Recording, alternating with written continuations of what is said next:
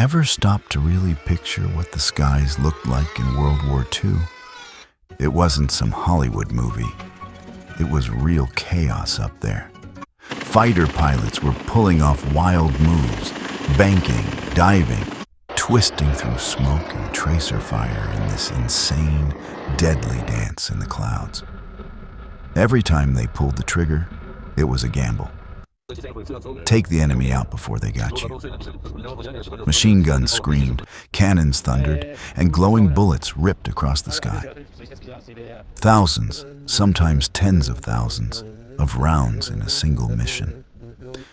But here's the thing, most of them missed. Completely. So where did they all go? They didn't just vanish. This is the story of those stray bullets, the ones that never hit their mark, and the surprising, sometimes dangerous places they ended up. Hitting anything in the air at those speeds? Practically impossible. Planes were coming at each other at over 500 miles an hour. That's like two high-speed trains colliding. Except now add vertical movement. Pilots had a split second to aim while pulling brutal G-forces that blurred their vision and made their bodies feel like lead. The U.S. Army Air Forces figured it could take thousands of bullets for just one confirmed hit. Think about it. A P-51 Mustang pilot might fire over 1,000 rounds in one mission and come home without a single hit. That was just the reality of air combat. And the bullets that missed? They kept going until gravity or air resistance won. Some fell harmlessly into fields. Some ricocheted off planes, sometimes even their own. Others hit random things, barns, livestock, houses, sometimes even unlucky people on the ground. Every trigger pull was a little burst of chaos, with consequences far beyond the dogfight. And if you think stray bullets only threaten the enemy, think again. A bullet didn't care about sides. In the madness of a dogfight, a round meant for a German fighter could just as easily rip through an Allied plane hundreds of yards away. Pilots sometimes heard the sickening thud of stray bullets hitting their own plane, only to later find out it came from a friend. But the people in cities below had it worst. Imagine a dogfight right over your town. Hundreds, maybe thousands of bullets raining down, smashing roofs, cars, even people.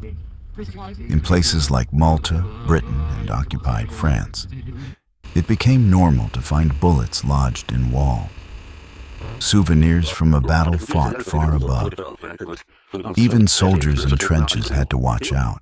Sometimes it wasn't the enemy pinning them down, but falling shell casings from their own planes. In this war, there was no truly safe place. A bullet's journey was ruled by physics. Fired at nearly 3,000 feet per second, faster than sound, it could travel miles before slowing down. Scientists say a .50 caliber round fired high enough could travel 3 miles before hitting the ground. That means a battle on one side of town could kill someone on the opposite side without warning. Once a bullet missed, its journey had just begun, and its final stop could be anywhere. Decades later, people are still finding them. Farmers in Europe plow fields and turn up old rounds. Metal detectors in forests still scream at leftover bullets. Cities bear scars too. Renovators in London or Berlin sometimes find wartime bullets buried deep in walls. Silent relics from a violent past. Some ended up in lakes and rivers, preserved in mud for decades. Scientists even found higher levels of lead and copper in old battle zones, chemistry's way of remembering the war. And there are stories. In 1940, during the Battle of Britain, a family in Kent found .303 rounds stuck in their attic beams. They'd fallen straight through the roof from dogfights miles above. In the Pacific, sailors heard the eerie plink, plink, plink of bullets landing on their ship decks. Harmless by then, but a chilling reminder of the chaos overhead. One Canadian farmer in Normandy kept a jar of bullets that fell through his barn roof daily in 1944. His own strange souvenirs of the war. These bullets weren't just bits of metal. They were fragments of history, traveling unpredictable paths long after leaving the barrel. Most never hit a target.